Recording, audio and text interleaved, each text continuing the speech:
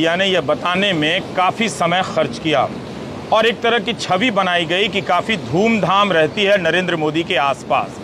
लेकिन उनके जाने के बहुत दिनों के बाद 18 जुलाई को न्यूयॉर्क टाइम्स में एक लंबी और विस्तृत तफ्तीश के साथ लिखी गई रिपोर्ट छपी है, जो अमेरिका, ऑस्ट्रेलिया, फ्रांस में जिस तरह से भारतीय लोगों को जुटाकर सभाएं की जा रही हैं, जिसे हम एक शब्द से पहचानते हैं इंडियन डायस्पोरा, उसके बारे में ये खबर पड़ताल करती है। कहाँ से किसका पैसा है, कौन लोग लगे हैं और यहाँ पर रहने वाले जो भारतीय लोग हैं, जो उस डायस्पोरा का हिस्सा हैं, वो क्या सोचते हैं। तो ये इतनी लंबी रिपोर्ट आप देख सकते हैं न्यूयॉर्क टाइम्स में है। जो काम भारतीय प्रेस को करना चाहिए था, गोदी मीडिया तो नहीं कर सकता क्योंकि ज़्यादातर बड़ा भारतीय प्रेस वही है, वो काम अब आप न्यूयॉर्क टाइम्स में देख रहे हैं। चूँकि ये उन बातों को पकड़ रहा है ये अखबार, इसलिए इसे देखकर सरकार या सरकार के समर्थक चिढ़ जाते हैं। लेकिन हम इस रिपोर्ट के कुछ हिस्से के बारे में आपको बताना चाहते हैं। Modi and India's diaspora, a complex love affair making global waves। Damian Cave की रिपोर्ट की यह हेडलाइन कितना कुछ कहती है। हिंदी में ऐसे समझिए कि यह भारत के बाहर जो मोदी लहर पैदा की जा रही है, मसला उतना सरल नहीं है। इस पंक्ति से रिपोर्ट शुरू होती है कि मोदी ने विदेशों में रहने वाले भारतीयों की आर्थिक और राजनीतिक शक्ति को पहचान लिया है, उसके सहारे अपनी छवि बनाने की कोशिश की है। यह बड़ी बात तो है, लेकिन चिंता की भी बात है। बीजेपी और मोदी ने विदेशों में सफल भारतीयों के साथ एक मजबूत रिश्ता बना लिया है। इस रिश्ते को बनाने में ग्लोबल राजनीतिक मशीन का हाथ रहा है। यह राजनीतिक मशीन है कई देशों में पार्टी कार्यालय का होना और हजारों वॉलंटियर का इससे जुड़कर काम करना। अमेरिका, ब्रिटेन, ऑस्ट्रेलिया और कई देशों में इस तरह का सफल आयोजन किया गया है। न्यूयॉर्क टाइम्स की ये रिपोर्ट इस बात की भी पड़ताल करती है कि ऑस्ट्रेलिया के सिडनी में स्टेडियम में जिस तरह से लोगों को जुटाया गया, हज़ारों लोगों को उन्हें प्राइवेट जेट से लाया गया, इसका पैसा किसने दिया। प्राइवेट जेट बहुत महंगी चीज़ होती है, मगर प्राइवेट जेट से लोगों को लाया गया उनकी सभा को आयोजित करने के लिए, इसके बारे में भी इस अखबार में काफ़ी कुछ लिखा गया है। रोशनी के इंतजाम से आपको लगेगा कि यहाँ पूरा अमेरिका उमड़ आया है, लेकिन न्यूयॉर्क टाइम्स ने लिखा है कि कैनेडी सेंटर में 1200 सीटें ही हैं।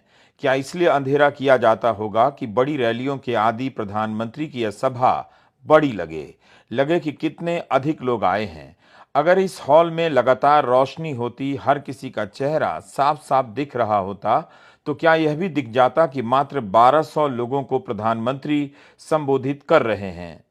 खैर, न्यूयॉर्क टाइम्स लिखता है कि कैसे यहाँ प्रधानमंत्री ने अमेरिका में सफल भारतीयों से मुलाकात की, जिन्हें यह बताने की कोशिश करते रहे कि वे दुनिया के गुरु हैं और यह सदी भारत की है। दुनिया में कोई नेता दूसरे देश की धरती पर इस तरह की सभाएं अपने लिए नहीं कर पाता है। ऑस्ट्रेलिया की सभा में 20,000 फैंस आए थे। यह एक फिक्स पैटर्न सा बन गया है। भारत में अपनी छवि के प्रसार के लिए विदेशों में शक्ति प्रदर्शन किया जा रहा है। अखबार फिर इसके बारे में भी विस्तार से बताता है कि बीजेपी और विदेशों में रहने वाले भारतीयों के बीच रिश्तों की शुरुआत किस तरह से वाजपेयी के दौर में शुरू होती है और मोदी के दौर में कहां पहुंचती है। किस तरह ओवरसीज फ्रेंड्स ऑफ बीजेपी मजबूत हुई है, वह लोगों के काम कराती है क्योंकि दूतावास के स्टाफ की अपनी सीमा है।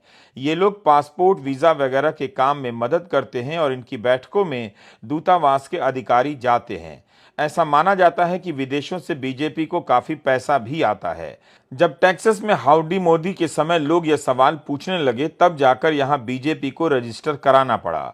मैं सीधा अनुवाद नहीं कर रहा, न्यूयॉर्क टाइम्स की रिपोर्ट का सार ही पेश कर रहा हूं। आपसे अपील है कि आप खुद भी पूरी रिपोर्ट पढ़ लें। और फिर एक बात बहुत अहम है जो इस अखबार की रिपोर्ट में है कि ऑस्ट्रेलिया में जो बीजेपी की संस्था है, उसने फॉरेन ट्रांसपेरेंसी रजिस्टर के साथ पंजीकरण नहीं कराया है। बहुत विस्तार से इसके बारे में तो जानकारी नहीं है कि फॉरेन ट्रांसपेरेंसी रजिस्टर क्या है, लेकिन मेरा अपना अंदाज़ा ये है कि इससे रजिस्टर कराना पड़ता है ताकि संस्थाओं को लेकर सारी चीज़ें पारदर्शी तरीके से आ जाएं कि उनके पास किसका पैसा है, कौन ये पैसा दे रहा है। इलेक्टोरल फंड की तरह मामला ना हो कि पैसा देने वाले के बारे में आपको पता ही नहीं चले कि वो भारत का है या भारत से बाहर का है। अखबार में ऑस्ट्रेलिया में बीजेपी के नेताओं से भी बात की गई है, जिनका बयान छपा है कि प्राइवेट विमान से लोगों को लाया गया था, इसके लिए जो पैसा खर्च हुआ वो पूरी तरह से स्थानीय समुदाय के लोगों ने ही किया, यानी भारतीयों ने दिया। पर सवाल है, ये भारतीय कौन हैं, इनका बीजेपी से क्या रिश्ता है, क्या भारत में किसी प्रकार से इनका कोई हित है, बिजनेस है, कोई इतना पैसा खुद से क्यों खर्च करेगा। ऑस्ट्रेलियन सिख एसोसिएशन के अलबेल सिंह किंग का बयान छपा है कि उनके ग्रुप को इस इवेंट के लिए काम दिया गया था, लेकिन जब आयोजकों ने यह नहीं बताया कि किसका पैसा है, तो अलबेल सिंह आयोजन से अलग हो गए। नरेंद्र मोदी और डायस्पोरा का गोदी मीडिया में कवरेज इस तरह से किया जाता है जैसे लगता है कि सब कुछ एक समान है, यहाँ रहने वाली सारी जनता उन्हीं की तरफ है, उन्हीं के नाम पर और उनके लिए ही तालियां बजाती हैं। मगर ये रिपोर्ट उन रेखाओं को भी खींचती है जो यहाँ रहने वाले लोग अब बोलने लगे हैं। मुझे भी हैरानी हुई कि कई बड़े नाम अपने नाम और पहचान के साथ बाकायदा उन चिंताओं को सामने रख रहे हैं कि एंटी मुस्लिम राजनीति और भेदभाव की राजनीति से हिंदुस्तान की जो आर्थिक तरक्की की रफ्तार है वो पटरी से उतर सकती है, और अब वो नरेंद्र मोदी को लेकर सतर्क नजर आने लगे हैं। सिलिकॉन वैली के एक प्रमुख निवेशक विनोद खोसला भारत अमेरिका को करीब लाने पर जोर देते रहे हैं। उन्होंने एक इंटरव्यू में कहा है कि भारत को सबसे बड़ा खतरा हिंदू राष्ट्रवाद से है। इसकी वजह से जो अस्थिरता और असमानता की आग लगाई जा रही है, उससे आर्थिक विकास पटरी से उतर सकता है। खोसला का कहना है कि सरकार को यह समझना होगा कि हिंदू हिंदू करने से आर्थिक प्रगति से ध्यान हट सकता है, इससे ग्लोबल संबंधों को भी झटका लग सकता है। इसी क्रम में अरुण सुब्रमणी का एक बयान न्यूयॉर्क टाइम्स कोट करता है।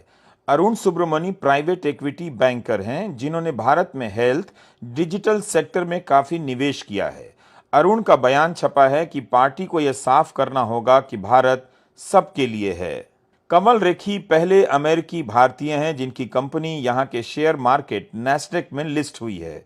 वाजपेयी की बात सुनकर उन्हें काफी भरोसा हुआ था।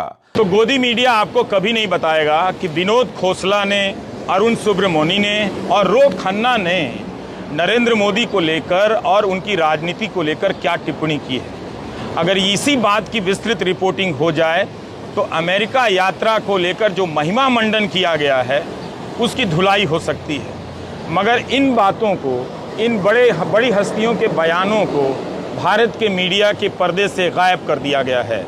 भारत और अमेरिका के संबंधों को मजबूत करने के लिए काम करने वाले कांग्रेसनल कॉकस यानी अमेरिकी सांसदों के गुट के सह अध्यक्ष रो खन्ना का बयान छपा है कि उन्होंने मोदी से भारत की विविधता को लेकर बात की है।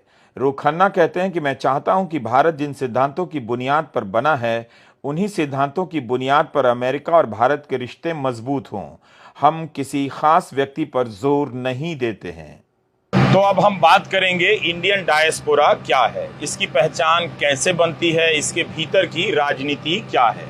संजय मिश्रा ने दिस इज डिवाइडेड नाम से एक किताब लिखी है, बाकायदा इस पर रिसर्च किया है और ये किताब जो है सेज प्रकाशन से आई है। 895 रुपये की किताब है। ये भारतीय संस्करण भी इसका उपलब्ध है। तो अमेरिका में रहने वाले जो साउथ एशियन लोग हैं, मूलतः जो भारतीय लोग हैं, उनके भीतर की राजनीति और उनके भीतर की सामाजिक गतिविधियों के बारे में आप इस किताब को पढ़ते हुए जानते हैं। Sanjay Mishra Drew university new Jersey के असिस्टेंट प्रोफेसर थे जब इस किताब को आप लिख रहे थे। एसोसिएट प्रोफेसर अब हैं। आप एसोसिएट प्रोफेसर हैं, क्योंकि मुझे पता है कि किताब लिखने के बाद आदमी कुछ और हो जाता है, वो पहचान पुरानी हो जाती है। पर संजय, हम लोग बहुत लूजली इस्तेमाल करते हैं इंडियन डायस्पोरा, और ये मानकर चलते हैं कि जो भी अमेरिका में है वो बहुत अमीर है, वहाँ से डॉलर लेकर आ रहा है। जब आप भारतीय लोगों पर या साउथ एशियन लोगों पर ये अध्ययन कर रहे थे, तो क्या आपने उनकी आर्थिक स्थिति को भी देखा? क्या ये बात सही है कि जो भी यहाँ पर है वो बहुत अमीर की ज़िंदगी जी रहा है? तो पहले मैं थोड़ा डायस्पोरा के बारे में चर्चा कर लेता हूँ कि डायस्पोरा कैसे समझा जाए। तो हम जब डायस्पोरा की बात करते हैं तो मुख्य तौर पे आइडिया ये है कि हम एक ऐसे कम्युनिटी के बारे में बात कर रहे हैं जो कि पूरी दुनिया में फैला हुआ है। वो ब्रिटेन में है, यूएस में है, कनाडा में है, कैरिबियंस में है, और एक लंबी हिस्ट्री है उसकी। और इन सारे समुदायों की एक तरह से वो लोग समझते हैं कि हमारा इंडिया से कुछ कनेक्शन है, राइट। और ये लोग अलग अलग समय पर आए हैं, राइट। और जैसे आप देखें कि mid 19th century, early 20th century में, जिनको हम गिरमिटिया के नाम से जानते हैं, वो लोग इंडेंचर्ड लेबर के रूप में कैरिबियंस में ले गए हैं, वो भी डायस्पोरा का हिस्सा है, राइट। जो लोग मिडल ईस्ट में, गल्फ में अनस्किल्ड लेबर का काम करते हैं या बहुत कम आय पे काम करते हैं, वो भी डायस्पोरा का हिस्सा है। और जो लोग यहाँ पे माइक्रोसॉफ्ट के सीईओ हैं और बड़े पदों पे हैं, वो भी डायस्पोरा का हिस्सा है, राइट। तो डायस्पोरा एक बहुत बड़ा फॉर्मेशन है, और डायस्पोरा को हमें उसी तरीके से देखना चाहिए कि इसको एक सिंपल तरीके से डिफाइन नहीं कर सकते, नहीं किया, और ना एक देश से जोड़कर हम और ना एक देश से जोड़कर डिफाइन कर सकते हैं। यहाँ जो आप भारतीयों के बारे में, उनकी राजनीतिक गतिविधियों के बारे में अध्ययन कर रहे थे, मेरा एक सवाल है कि शुरुआत मैं इसी से करना चाहता हूँ कि उनकी आर्थिक पहचान जो